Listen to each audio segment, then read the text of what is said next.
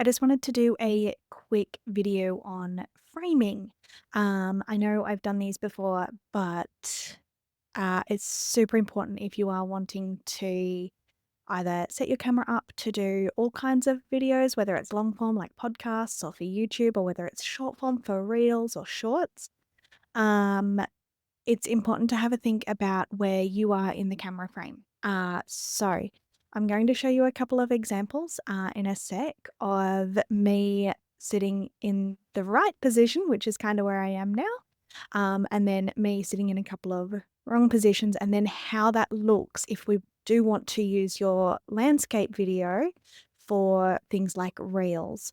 It's much better to record originally in landscape, but to make sure you've left enough room around you than it is to record in portrait, because then if you are wanting to include that video in something like a long form video or as a slide in a presentation or something like that, it's very hard to create more landscape or sideways space than it is to snip something to portrait. So I'll show you a little bit more about what I mean in just a sec.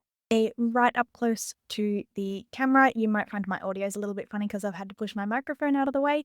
But this is me nice and up close to the camera, which if I was only going to do landscape for this video and I never wanted to snip it up into portrait, might be okay. It's a little too close for my liking though. I mean, you can start to see the grays coming through there and a few more of the wrinkles and bits. But hey, there's always a little bit of editing and filtering for that if you really need. But if you are only going to use your video for landscape and you can't think of any reason why you would want to snip it up, which would be very rare for me, then this kind of framing where you're right up close to the camera would be fine. So now I am going to show you what the editing side of things looks like. Now, what you'll see at the moment is hopefully me in a landscape screenshot there, which is the video that I just recorded for you that you've been watching. Now, if I want to take that video and turn it into an Instagram or TikTok reel, I could leave it like that with a bunch of space around, change the color behind, but it is actually better to try and fill the screen most of the time. So I'm going to go fill canvas. Now that's actually okay. There's a little bit of white space around me. I didn't turn my lights and everything on for this one, but it gives you an idea. So there's a bit of space around my face. You can still see most of my hair, some of my torso there. There's just enough sort of around me. I could have done with sitting back a tiny bit, but that is okay.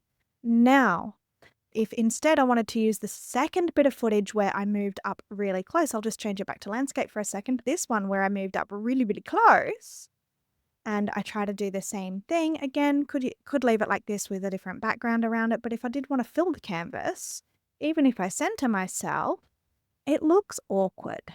So you can see there, there's not much of me showing, just my big face in the center of the screen there.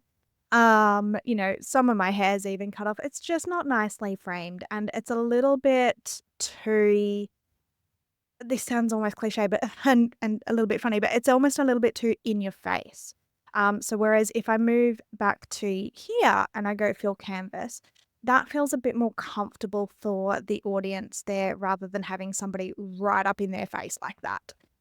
It just, but out a little bit, right in close, out a little bit, right in close. So you can start to see the difference there. So if you are thinking of repurposing your videos at all, and I'm just going to take off that face because that was a horrible face. If you are going to be repurposing your videos at all, it's important to have a think about your camera positioning. And you can fix that either by sitting back away from the camera a little bit more, or if it's a permanent desk setup, see if you can actually move your camera back a little bit so that then you don't have to worry about positioning yourself every time, because if you just plonk yourself down on your chair or you're just standing in front of your standing desk, you're in the right position already. Hope that helps.